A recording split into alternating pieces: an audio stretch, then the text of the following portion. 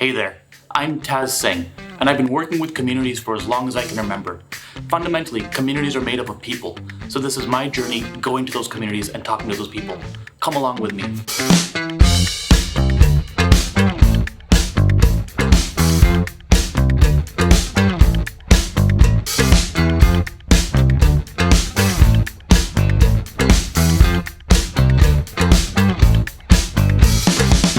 Amazing. So now I'm here with my old friend Carter Rabasa. So I met Carter, 2013, 2014. It was another conference out in Florida, JSConf US, as it was back then.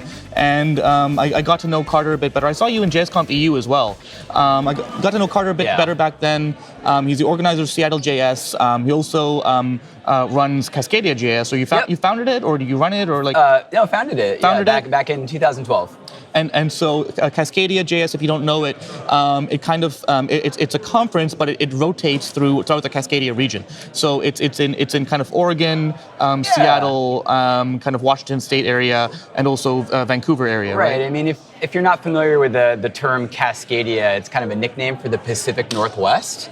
So sort of got British Columbia, Washington, Oregon. There are people who believe that there are certain parts of maybe like Idaho that belong in Cascadia.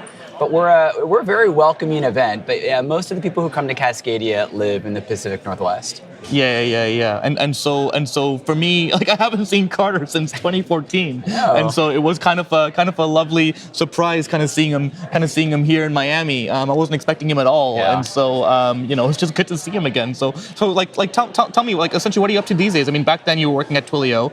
You still have all the Twilio swag. Yeah, I know. Most of my wardrobe is built off of the back of working at Twilio for 6 years. But when I met you, I had just joined Twilio. I was just a volunteer at CascadiaJS. CascadiaJS is Seattle's longest running JavaScript meetup. It's been around since before I ever lived in Seattle.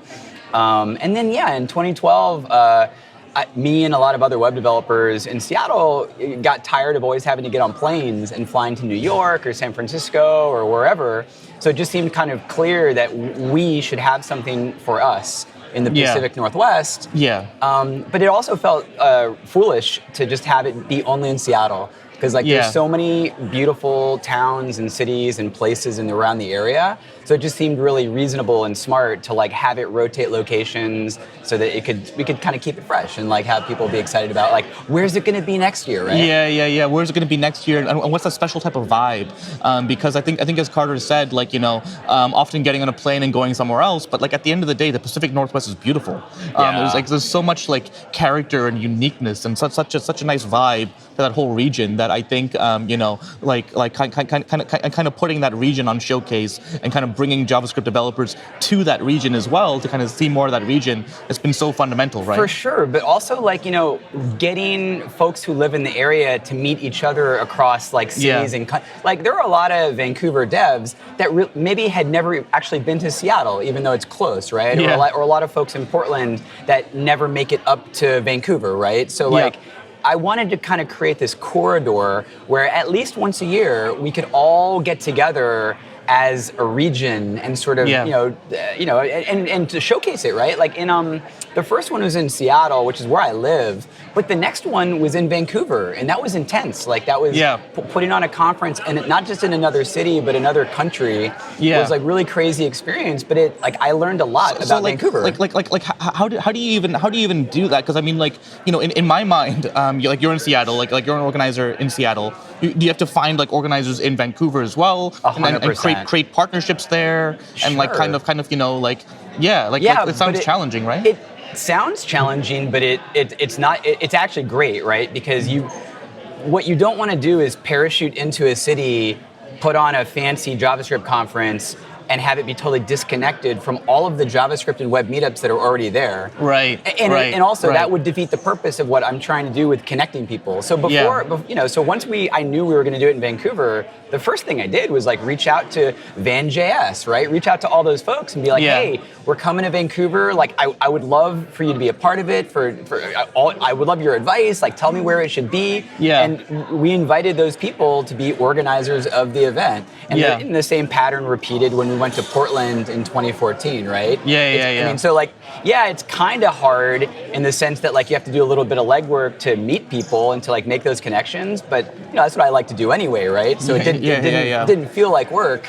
And then that way the event has like this real local feel, right? Exactly. You have locals that are telling you like, hey, you should really have the after party here, right? Or oh, you should get this coffee vendor to like do your coffee because they're the best, right? Yeah. And then that way, it'll always be Starbucks, by the way, especially in Seattle. Absolutely. Oh my God, no.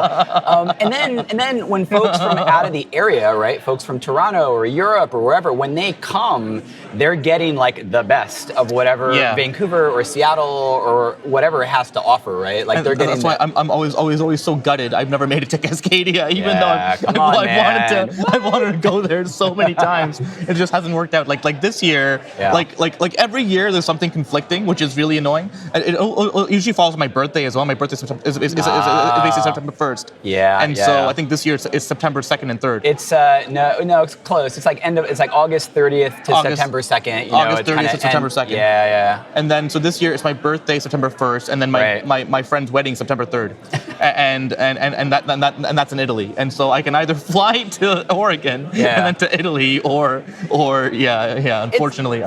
It's all good. Look, most engineers are only like allowed to maybe go to one conference a year. Yeah. So I never. But honestly, if there's one conference to go to, I would choose Cascadia. Because like the vibes, like the natural kind of history there. I think like this year is going to be what? It's going to be in Oregon this year. It's going to be there's this beautiful town called Bend, Oregon. Yeah.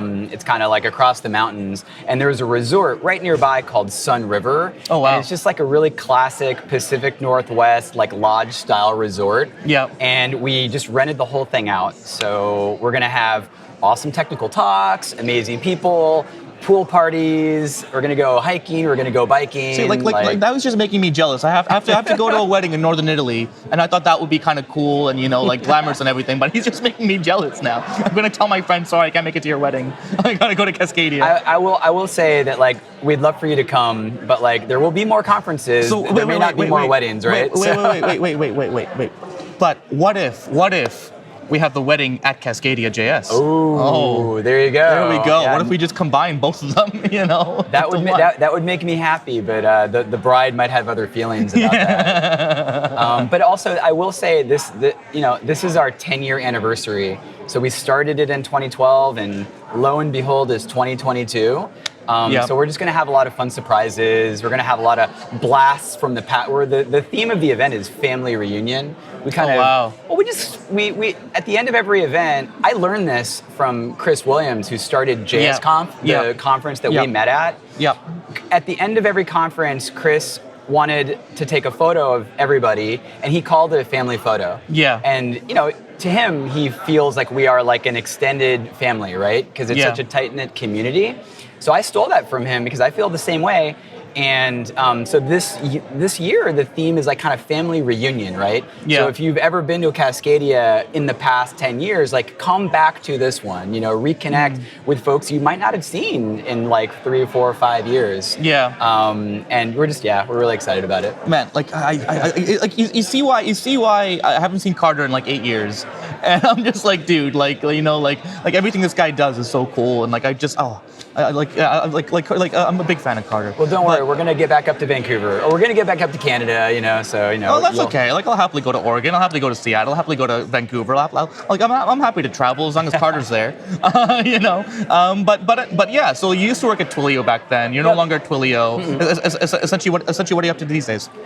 I mean, so obviously you're organizing events, but like outside of that, So Cascadia this year is going to be very, very family friendly. We're going to have, daycare provided for people. Like we want people to bring their families. I have a family. I have 2 daughters that are at this really great age where they think I'm the best and they want to hang out with me and they want to do stuff with me. So really like I have a bunch of part-time jobs that I'm really passionate about. But I do that on purpose to like make sure I have time to do whatever I want, like with my kids, like whenever they want to do it. So my wife and I run CascadiaJS. I'm a coder. Like I was writing code just before I walked over here. I'm tinkering on some things. I discovered this new platform called Customer.io. There's a plug. It's amazing. I'm having so much fun with it. They've got a great API. I'm doing neat stuff with it. I've never heard of it. What does it do? Customer.io is sort of it's a platform that you can use to store all of your customer information. So it kind of like, in a sense, it can be a canonical database for like all of your customers. But they have like really, really powerful like automation tools that you can use to like, send out emails, do campaigns. I'm actually excited about it because I'm using it to create my own passwordless login like feature on websites that I build using just email. So it's kind of, you've probably heard of like Magic Link or like other services. Right. Yep. I mean, like I could just use Magic Link to do it, but like because all of the people who have ever come to Cascadia are already in this platform. I'm kind of building my own thing to like give them the ability. So when they show up at Cascadia, they're gonna be able to log in and have this logged in experience where like it'll know who they are and maybe it'll know like it'll be able to recommend certain talks or recommend certain activities or whatever. So that's the stuff that that's okay. Yeah. So anyway, the point is like I love to kind of scratch my own itch and like hack on my side projects. And I guess the other thing that has taken up a bunch of my time is that in the last couple of years, I started building an angel investing group. Me, a bunch of people in my network. I think what Sean is also involved, like Swix? Yeah, totally. It's called 200ok.vc. And it's just a bunch of folks that are very, very technical, have worked at platform, API, like developer tooling companies. And we are interested in investing in like the future of developer tooling, right? So, I've met a bunch of founders right here at React Miami Conf that are like, that are building amazing dev tools. So those are the kinds of like, so we want to make those investments. I couldn't agree more. And I, just had a great chat with like essentially Lee Robinson from Vercel. And like of course like they're a dev tools company. Sure. Essentially they're a dev tools unicorn. And that's right. If we could have invested it in Vercel, 5 years ago, that would have been the best. That would have been best. But like essentially what I'm getting at is that you now have dev tools unicorns out there. And like for me, growing up and like being a coder for like a very long time, like I could have never even like comprehended dev tools unicorns. You know what I mean? Like it was a different time back then. It's way different. Like essentially now that Vercel and other players have kind of set the market of saying you can now be a unicorn, you can now be a dev tools unicorn. Sure. It's kind of like like it's kind of lit a fire under like the whole space where you can actually now start a dev tools company. 100%. I mean, the thesis for the Angel Group is that Mark Andreessen has this super famous quote that software is eating the world. And and however you feel about Mark, I think it's a true statement. So then the follow on is like, well, if that's true, then who's writing the software, right? Exactly. But there's this supply problem where we can't graduate or boot camp enough developers fast enough to write all the software, which means that we have to actually take the devs that we have right now and make them more productive, right? And so the whole thesis is like the people who are building the future of dev tools it's basically necessary for these startups to exist and to innovate and to be successful. Just to write all the software that the world needs, right? So that's what we believe. And that's fundamentally why I got into software. Like it's a strong belief that software runs the world. So if you can understand software, you can understand the world. You can impact the world. You can impact things in ways far beyond what you can impact, ways that you can impact in basically almost any other industry. You can write a piece of software that touches the life of billions. And I think few other industries can kind of do the same thing. Well, 100%, but that's what makes events like this so great, right? Exactly. Because it never stops. Like you always have to, people they're just getting better and better and better at building software. And as a person who is in the industry and who writes the code, like you can never stop learning, right? Yeah. Like, you Yeah. would never want to stop. I met a really nice guy today who's working on his own open source project that he invented. It's called, I think it's called Expressive React. And it's just like a tool that lets him that lets him sort of build a bunch of macros that help him build React apps like 5 times as fast. Wow. And it just sort of like, it hooks into Babel and it auto-generates all this JSX. And he just did it for himself because it makes his job easier and faster. But essentially now it's open source. Well, I mean, he is in the process of he's an engineer, right? I mean, he knows how to write code, but it's a completely different skill set to like, how do you open source it? How do you get contributors? Like, he has his own learning journey that he's going on to figure out how to transition from being like a person who writes code to being like a person who does open source, right? Right. But once again, this is an amazing conference and venue to like talk to people who know how to do that and like have those conversations, right? And like as a community, we're able to elevate each other.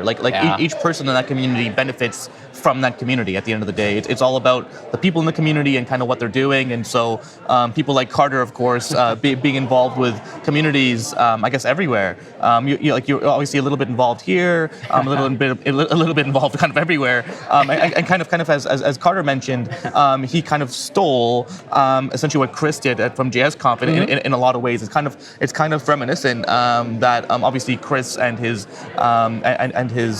essentially like departed wife and their family ran JSConf US, and obviously yourself and your family are running Cascadia. Yeah. And I love that whole vibe, that whole spirit of we are family, we are community, and we're all here for each other at the end of the day. So yeah, for sure, man. Cascadia would have happened if I hadn't attended JSConf like US. 100%. Because before I attended that conference, my previous experience with tech conferences was that they were kind of awful and filled with salespeople in suits and filled with recruiters and they were just they were not the kind of place that I would want to go spend a couple days. Yeah. And Chris and his family and all of his co-organizers, they taught me that there was another way.